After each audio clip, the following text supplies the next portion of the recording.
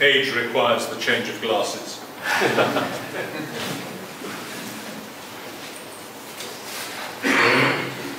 It is said, perhaps too often, and often too with a measure of desperate conviction, that with God there are no coincidences, only God-incidences.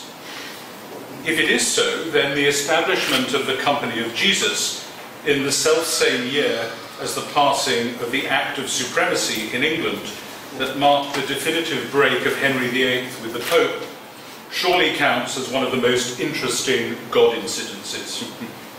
Indeed, the role of that company, later to be called more often the Society of Jesus, in the Church's response to the consequences of the English Reformation suggests that whatever the causal link between those two events, at least in his permissive will, God had a plan.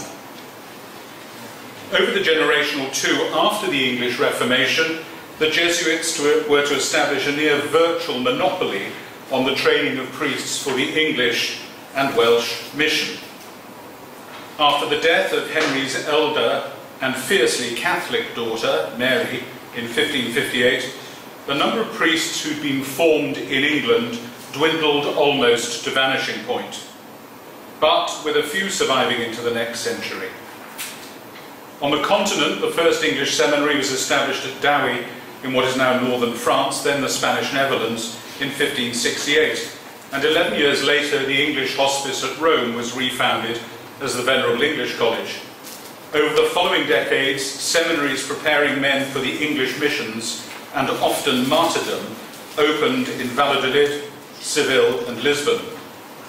What was common to all of them was the influence of Jesuit scholarship, spirituality, and in several of those places, government. In the first generation of English martyrs, almost all were either Jesuits themselves, think St. Edmund Campion, or had been trained by Jesuits. With very different liturgical practices, the rites in England before the Reformation differed significantly from the Roman practice and had survived in the reduced circumstances of post-Reformation England until the Jesuits arrived with the 1570 Missalia Romanum clasped firmly in their hands.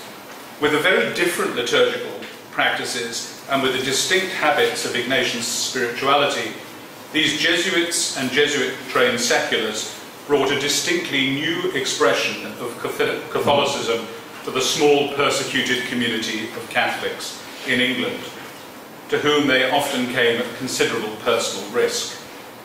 About 1 in 3 of them would die a martyr's death, and another third driven into exile.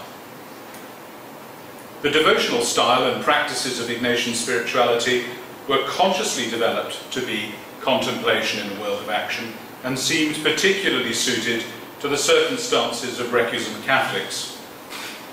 The framework of medieval spirituality, to use an anachronistic category, the externals of medieval piety, colourful devotions, the processions and church ales, the guild feasts and mystery plays, which had marked out a flamboyant and public spirituality, yoked to the liturgical splendour and conspicuous learning of the over 300 major religious houses in England before Henry's breach, were no longer available to the remaining faithful.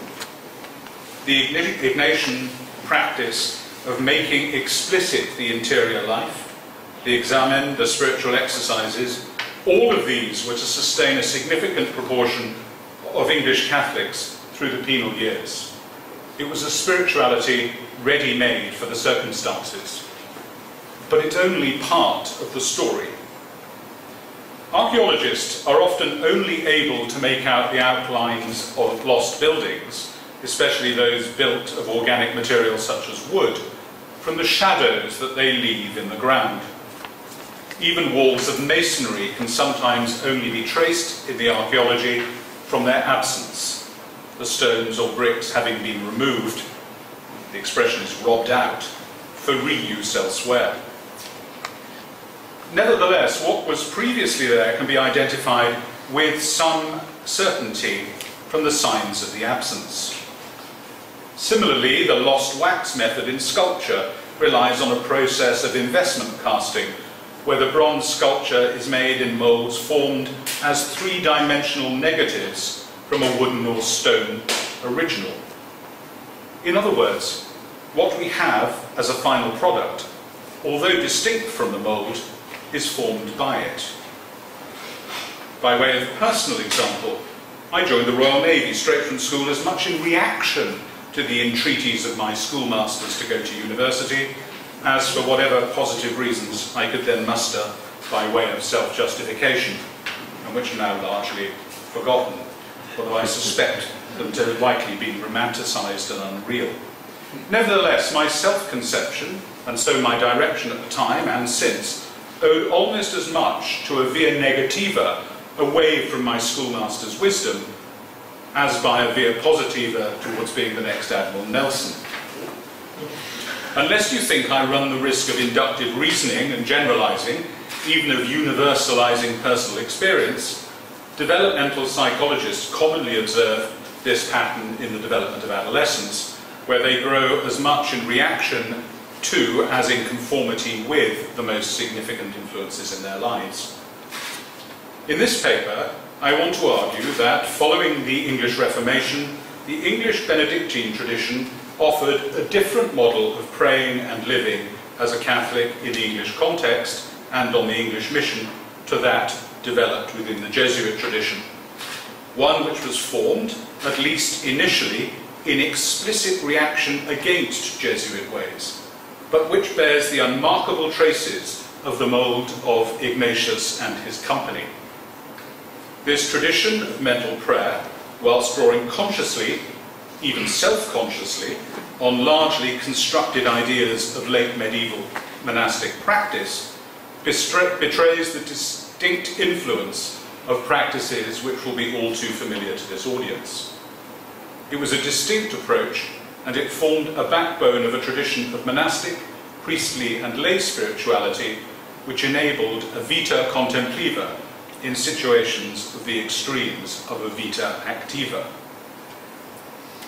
To do this, I'll first give a brief historical sketch of the post-Reformation refounding of the English Benedictine Confederation and discuss at somewhat greater length the spiritual practices and counsel of its most well-known, although that isn't claiming much, its most well-known spiritual writer, Dom Augustine Baker. And then I'll fast forward 300 years to the changed circumstances of English Benedictines return to their native soil, and I'll look at the influence of an early 20th century abbot, Don John Chapman of Downside. In looking at these figures, I intend to demonstrate that the spirituality which they forged, and in turn in which they were forged, bears the distinct marks of Ignatian spirituality. And I'm aware of the debates about precisely what that is, what it owes to Ignatius, and whether or not it is capable of a neat and tidy definition. Despite being conceived as distinct from and in reaction to that tradition. For the purpose of this paper, by the way, it would be important to be clear that the overriding, impelling desire of the monk in all the historic monastic families is to be alone with God. The word monk comes from the Greek monos. But Benedict, who explicitly calls his rule a little rule for beginners, sets this, at least in the early stages, within a community of monks, is explicitly, although counterintuitively, at the service of being alone with God. For him, the regular pattern of the hours of prayer and hours of work are designed to condition the monk, you might say to inculcate habits of virtue, by long and regular practice, in order to ensure that, if and when it seems appropriate for that particular monk to move to the sole spiritual battle of the eremitical life, he's able to resist the temptations of sloth, excedia, and self-indulgence. In this sense, it's not service at the contemplation. It's not at the service of contemplation in the world of action, but ordered to that singular love affair between God and the individual heart. I should also be clear that the elements of Ignatian spirituality that I'm particularly concerned with in drawing these proper distinctions, comparisons and contrasts in this paper are not those associated with its ordering towards the greater glory of God, or even specifically to union with Jesus. These the Benedictine path assumes. Rather, I'm more concerned with the regimen of the examen and the spiritual direction, of the exercises and their rich use of the imaginative faculties, and also to the notion of self-conquest. These aspects, I would argue, are a direct consequence of the outworking of a theological anthropology derived ultimately from the Devotio Moderna of the High Middle Ages, and an elevation of the position of the will in relation to the intellect in the control of the appetites, passions as St. Thomas calls them, but perhaps inordinate attachments would be the Ignatian term. Their concerns unknown, or at least unexpressed and unexplored in Benedict's rule, and in what little literature survives concerning its application to the spiritual life in the pre-modern, that is, the medieval period. So for nigh on 1,000 years, the monastic and specifically the Benedictine way of life created, sustained and influenced Catholic Christianity in England. It's difficult to overestimate its importance. The Roman mission to England, initiated by the Benedictine Pope St. Gregory, was an explicitly monastic mission. He sent Augustine, a monk of his own community, the Monastery of St. Andrew on the Chalian Hill, to convert the English, although that's an anachronistic term. The legend being that he saw blonde-haired slaves being sold on the block in Rome, and on being told that they were Angles, replied, "Non Angli sed Angeli." There were, of course, Christians already in Britain. They were Welsh. The first British martyrs, Alban, Julian and Aaron, date to the 3rd or possibly the 4th century, but these Christians predated the settlement of the pagan Germanic tribes on the island in the 5th century. The success of these Germanic peoples, the Angles and Saxons, who were to come to dominate Britain, driving the Britons, whom they called foreigners, in their own language, ironically, Welas, the Welsh, to the geographical and cultural peripheries, and created what we now think of as England and the English. It was to this people that St. Gregory sent St. Augustine, and this first Missio ad Gentes Anglorum, this Benedictine mission, meant that evangelization of the major part of Britain was in the hands of monks. What little we do know about Celtic Christianity, the Christianity of the pre-English Britons, centres around the fact that the church was organised around monastic settlements, and the first English mission was the same. From Augustine to Bede, from Boniface to Cuthbert, the evangelization of England in the early modern period was a monastic affair. The impact on the religious sensibilities of the populace was affected by a Christianity that is almost entirely lost to our consciousness since the Enlightenment turned to the subject. But it can still be glimpsed in the practices of, for example, the so-called indigenous peoples so prominently before us at the moment in the Pan-Amazonian Synod in Rome. Human beings who live in what the anthropologists call an enchanted landscape are instinctively ritual beings. Surrounded by mystery, they make sense of this mystery and contain it in ritual. By establishing stable centres of ritual, together with learning and charity, the English and later the whole of the British Isles was converted from paganism to a Roman Christianity which also subsumed the pre-existing Celtic forms. We know next to nothing of what we would call the spiritual practices of medieval English Benedictine monks. In part that's because of the loss of massive numbers of volumes from monastic libraries at the time of the English Reformation, but in part it's due to the fact that the category spirituality is a distinctly early modern invention. We're in no different position in this regard to the first generation of post-English Reformation Benedictines. As they came to be established at the very end of the 16th and the beginning of the 17th century, they had little to go on, save and accept the rule of St. Benedict, with its great stress on the liturgy of the hours as the Opus Dei, the work of God, its command that monks live by the work of their hands, and the daily practice of Lectio Divina, the slow, meditative, even ruminative reading of Scripture. It should also be noted that the rule explicitly allows both for flexibility and local adaptation, subject to the authority of the abbot and his council, and commands moderation. We have therefore to establish a school of the Lord's service in the institution of which we are going to establish nothing harsh, nothing burdensome, as the prologue to the rule says. So much for the background. In the 1590s, several of the men who'd gone overseas from hostile Protestant England to study for the priesthood had found the regimes in the Jesuit-run seminaries unconducive. Both the rigidity of the disciplinary practices and the almost exclusive focus on Ignatian spirituality was unattractive to them, and yet they burned with a fervour for a missionary priesthood back in their own country. As a result of familiarity with the Benedictine royal monastery in Valladolid, they sought to be clothed as Benedictines, but with the explicit notion of living and working outside the cloister on the English mission. It is perhaps an interesting insight into the life of the Church at the time that such an extraordinary adaptation of the rule was made by the abbot in Valladolid, the abbot of one community, not even referred to the other abbots of his congregation, let alone to Rome. In fact, it was only in 1641, 2 generations later, that Rome's consent was even sought and given to erect de jure what had already become a de facto separate congregation and way of being a Benedictine. Amongst that first generation of monks was the luminous figure of Dom Augustin Baker, like your speaker, a Welshman. Born in Abergavenny in 1575 into a Protestant family, after Oxford and a brief practice in the law, he became a Catholic at the age of 28, and 2 years later was clothed in the Benedictine habit.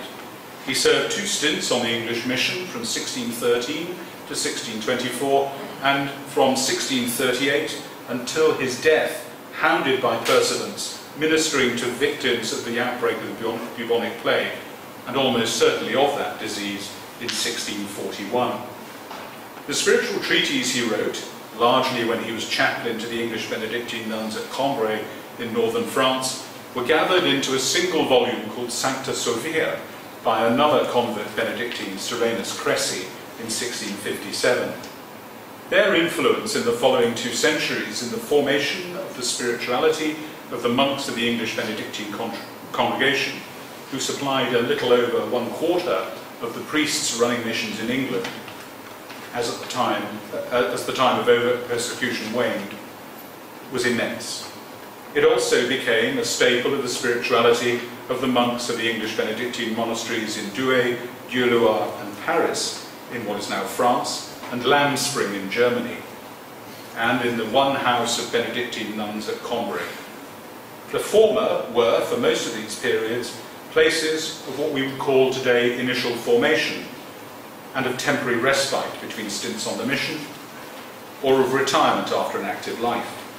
The latter, the nuns at Cambrai, were a receptacle of the daughters of many English Catholic families, who were, so the records seem to show, regularly visited, if but infrequently, by their male and female relatives alike. And so the character and spirituality of these houses was carried on into the English mission, both formally and informally. They were, therefore, places where Baker's ideas found fertile soil in nurturing a distinct spiritual practice, which relied upon those pillars of the liturgy, lectio divina, and mental prayer, as the process of contemplation was called. Baker's ideas, however, had a drawback, and one of which he was well aware. Benedictine practice did not recognize the role of the spiritual director. Still less did the formal constitutions, thesaurus and customaries, as they came to be adopted, recognize the practice either. In true monastic fashion, everything depended upon the prior or prioress. These houses were never raised to the status of abbeys with abbots until they returned to England. A monk or nun who felt the need of assistance in their life of mental prayer was largely free to consult a trusted confrère or consoeur, and although some of these relationships seem to have been long-lasting, most were occasional. That is, they occurred in response to a particular crisis or problem in the spiritual life. What passed between penitent and confessor is, of course, except in very general terms, completely lost to us. Drawing on the Ignatian heritage from which this first generation of Benedictines were keen to distinguish themselves, if not to completely disavow, Baker recommends the establishment of a relationship with a stable spiritual guide, who should not be the monk or nun's confessor, and who is experienced in the life of the cloister. For those on the missions, he stresses the importance of having periodic recourse to such an individual, and in a series of treatises concerning the spiritual component of decision-making, when it was impractical, not say impossible to lay everything at the door of one's superior and to live with his or her decision, as the rule commends, Baker describes a process that is not at all unlike a formal discernment process. Nevertheless, the notions of mental prayer at work in Baker's treatise lack the detailed use of the imaginative faculties of either the Ignatian or Carmelite traditions. Indeed, Baker often sees them as a distraction in meditation that blocks the truly contemplative action of simply resting in the presence of God, the Benedictine ideal of otium religiosum. So much for Baker. John Chapman was born almost 300 years later, the son of an Anglican clergyman, and brought up in that confession. Educated at Oxford, he decided to enter the Church of England and was ordained as a Church of England deacon in 1889, taking up a curacy in London. He quickly developed doubts about the Church of England, and without advancing to the Anglican priesthood, he left the Church of England and was received into the Catholic Church in 1890 at the Brompton Oratory in London. In April 1891, he entered the novitiate of the Society of Jesus at Manresa House, Roehampton, leaving 9 months later to seek a life in the monastic cloister. He took the habit at Maredsous in Belgium, the Monastery of Blessed Columba Marmion. After the First World War, in which he was a chaplain, he transferred his stability to Downside Abbey in England, the community which had been the original house of Benedictines founded in Douai in 1605, and he served as the fourth abbot of that house from 1929 until his early death in 1933. Chapman's written legacy in the field of prayer, and he was a very much sought-after retreat giver, but few of his conferences survive. His legacy consists in 95 letters to various correspondents written over a 38-year period, the first written just 4 days after his ordination, and the last written a few weeks before his death. Unusually, many of these letters, all of which survive in an anonymized form, were written to members of religious communities other than Benedictines, including an infrequent 14-year correspondence with a Jesuit, first as a scholastic and later in the Jesuits' early years of priesthood. More unusual still for the time, nearly half of these letters were written to lay people, to men and women. These were people who were seeking to advance in the practice of prayer whilst remaining in the world, in active life, and who sought Chapman's guidance. Drawing widely on Thomas à Kempis, Ignatius, the Spanish Carmelites, particularly John of the Cross, Francis de Sales, and of course Augustine Baker, Chapman's letters are full of practical wisdom, but are centred around two overriding principles. The first, pray as you can, and do not try to pray as you cannot. And two, the more you pray, the better it goes. The moment these are stated, they seem obvious. But as is so often the case with such principles, until they are stated, they seem less so. Indeed, whilst the second principle would have been no surprise to any of the spiritual writers he cites, he follows Baker and not St. John of the Cross in suggesting that the contemplative moment is as likely to be a grace freely given to the novice in prayer as to the accomplished or practiced. Chapman himself said the whole purpose of his corresponding with, and we might note, rarely if ever seeing those who sought him out, was not to act as their spiritual director, but to teach people to walk unaided by themselves, unaided save by the liturgy and by the practice of Lectio Divina. What then are the common characteristics of this Benedictine spirituality which these two monks, and we should never forget that that's what they were, that these two monks audaciously thought were applicable not only to the life of the intentional desert of the cloister or the hermitage, but also to the active life of monks on the missions and even of lay people with responsibilities and lives in the world. The first thing to note is that they're entirely free of formalized spiritual exercises in the Ignatian sense.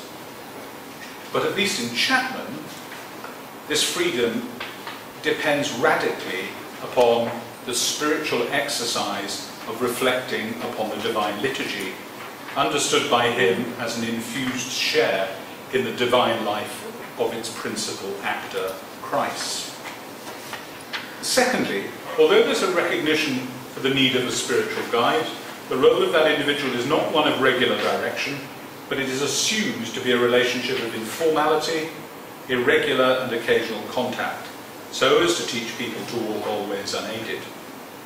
The emergence of the monos again. Third, it should be noted that it owes perhaps more to the Spanish Carmelite idea of abandonment and even ecstasy in the presence of God, free of imaginative images.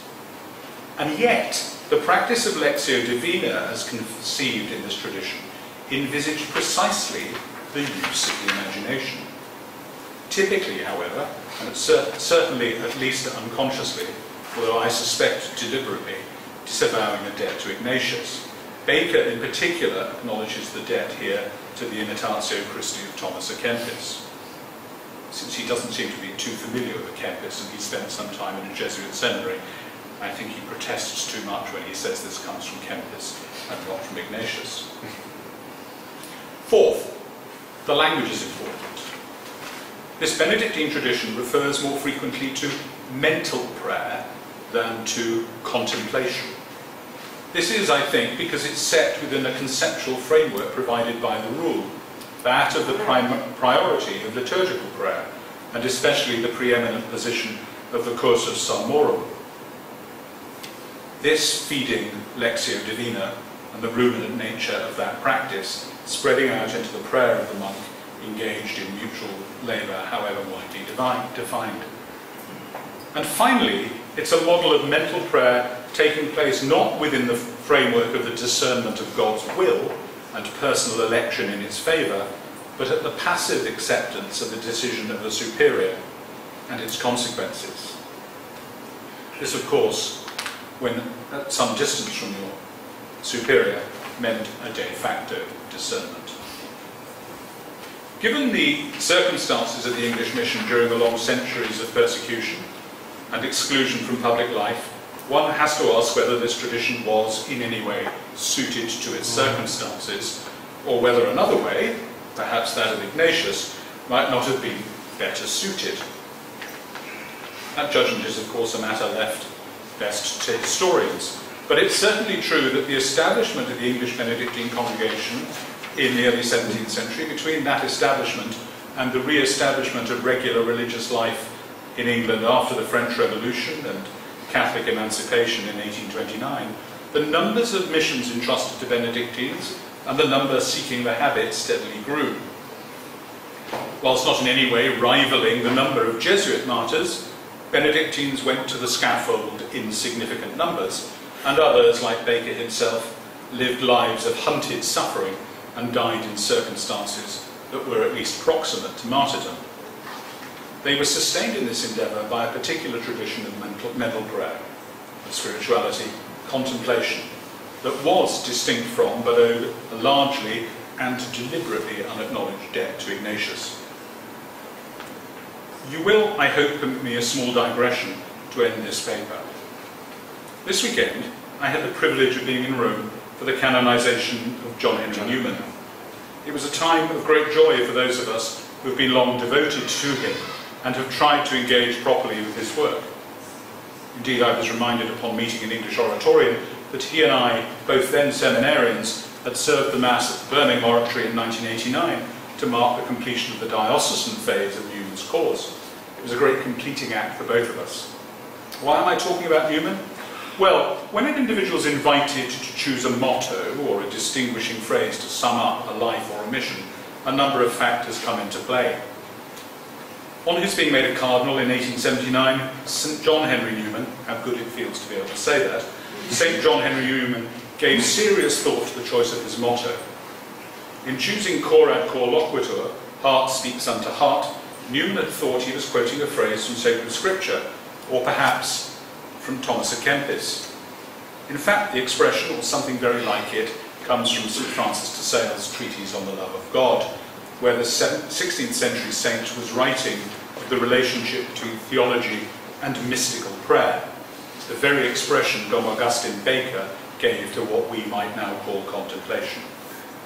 St. Francis de Sales wrote, "Truly, the chief exercise in mystical prayer is to speak to God, and to hear God speak in the bottom of the heart. And because this discourse passes in most silent, secret aspirations and inspirations, we term it a silent conversing. Eyes speak to eyes, and heart to heart, and none understand what passes, save the sacred lovers who speak." Newman had encountered this passage long before he chose the motto, which might excuse his vagueness about its provenance when he selected it. His point was that the object of the Christian faith is primarily an act of love modelled on God's love, as his self-communication to humanity in Jesus Christ. As such, it's an expression of the desire of the lover to give of self entirely and fully to the beloved. The notion of the silent, wordless contemplation by the lover of the beloved as the object of mystical prayer is common to both Baker and Chapman, and it was for both of them the object of contemplation, whether in the cloister or in the world. It was the object of contemplation in a world of action. I hope this brief sketch has at least aroused your curiosity about the similarities and differences between this English Benedictine tradition of mental prayer and the Ignatian spirituality in contradistinction and background to which it was formed. It's perhaps too much, given the short time we have together, to do anything more than to whet appetites. But if I've done that, that's enough. After all, my role is, in the words of Abbot Chapman that I've already mentioned several times, to teach you to walk in these paths entirely unaided. Thank you.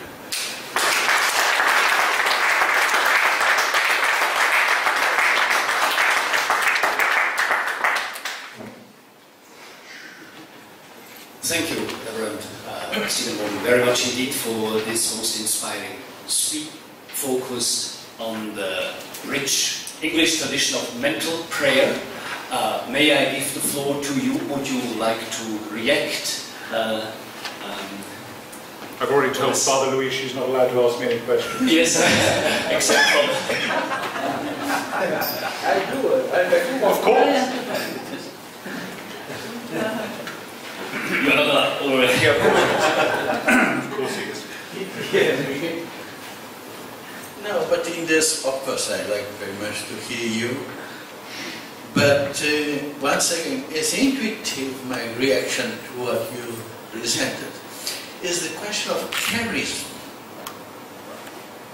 Because, for instance, independently of details, and so I cannot catch the length of your presentation, to me, for instance, the question of Ignatian spirituality, for instance, taking my own historical background, comes through the time of discoveries, which implies a characteristic of a spirituality for the move, for going to other countries. Because concretely, if you put a monastic person with the liturgy of the hours every 3 hours, where do you go to discoveries in Africa or in Asia?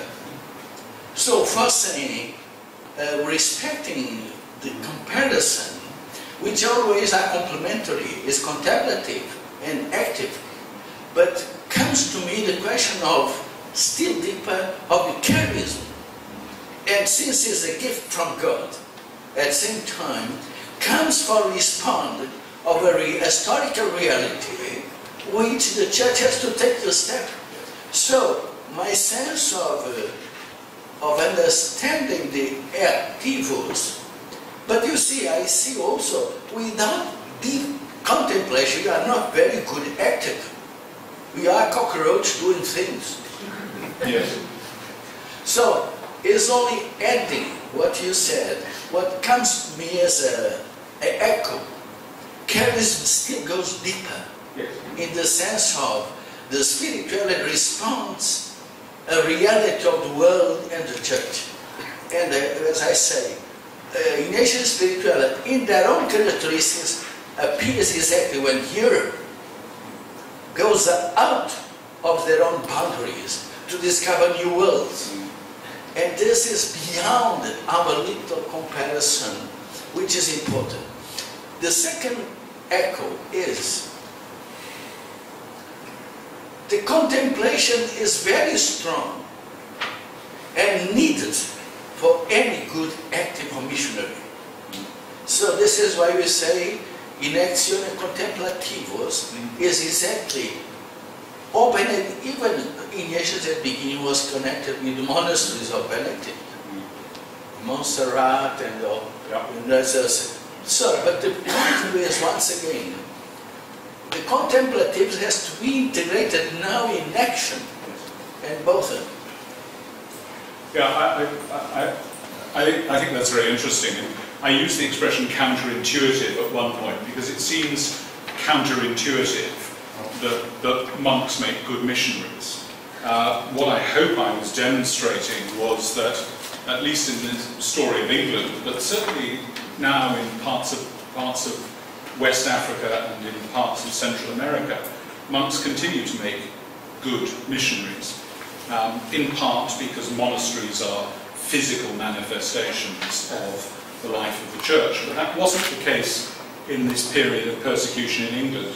And what I thought was particularly interesting about the English Benedictine tradition was that it was aimed at precisely forming the same kind of characters as the Ignatian tradition with the Jesuit missionaries to England.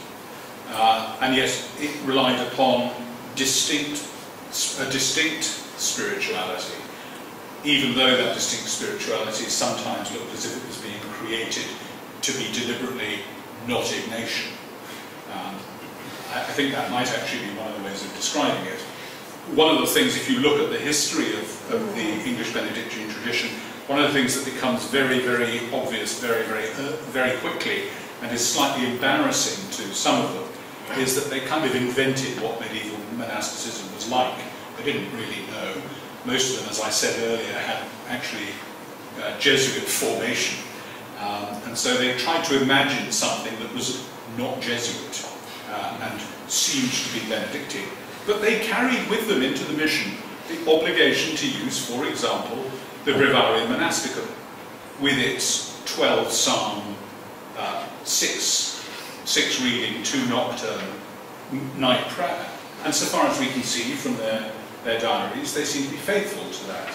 And this was, if you like, the place in which they undertook the action of contemplation, and it provided the framework for their contemplative prayer, rather than explicit exercises.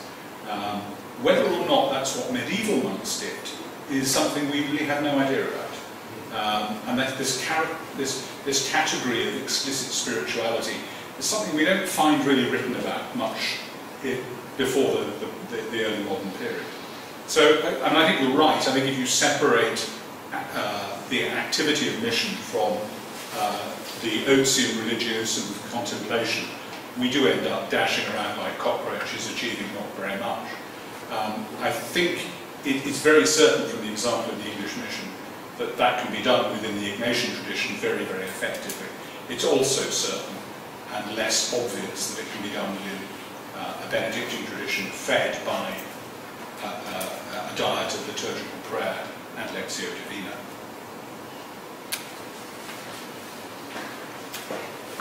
Yes, please, Don Alessandro Andreini.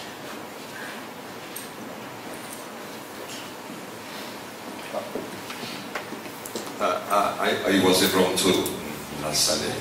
You're about the only person I didn't see. In the priest sector. Yes. Okay. No, I was thinking about Newman. Was very interesting what you said about the confrontation between Benedictine and Jesuit spirituality, and I thought that would be a very interesting line of study, the decision of Newman to choose oratory. So the spirituality of St. Philip Neri, which is another form of a modern spirituality. So he presented these choices as very personal choices. He was old, 46, with a group of persons with him, so he had particular needs also. But then he knew very well the Jesuit spirituality, but then he decided to introduce this new spirituality in England. So this might be very interesting, something like a new spirituality. And then I could also say there are some judgments about the Jesuits. He met the Jesuits in Propaganda Fide. They were the Jesuits of the 19th century, not the Jesuits of the 16th, 17th century, sure. So the Jesuits after the restoration of the society, so they were different somehow. So, but this might be a very interesting point. I think you're right, and they were not only just 19th century Jesuits, they were a particular school of 19th century Jesuits. Newman's decision in favour of the oratory was really down to the person of St. Philip. He discovered in Philip Neri